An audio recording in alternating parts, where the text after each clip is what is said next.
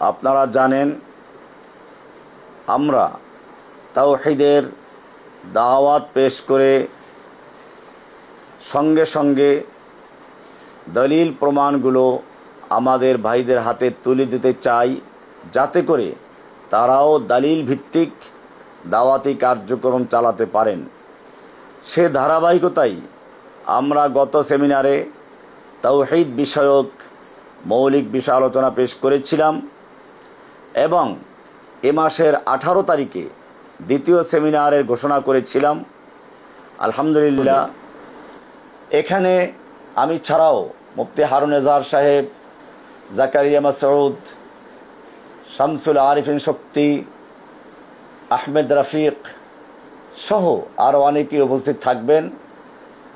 এই মহতী জলসায় আপনাদের সকলকে আহ্বান জানানো হচ্ছে। এজন্য আপনাদের কোনো টাকা পয়সার প্রয়োজন হবে না, তবে ফ্রি রেজিস্ট্রেশন করার জন্য অনুরোধ জানাচ্ছি। শুধু ওই সকল ভাইদের কি যারা আসার জন্য চূড়ান্ত সিদ্ধান্ত গ্রহণ করতে সক্ষম।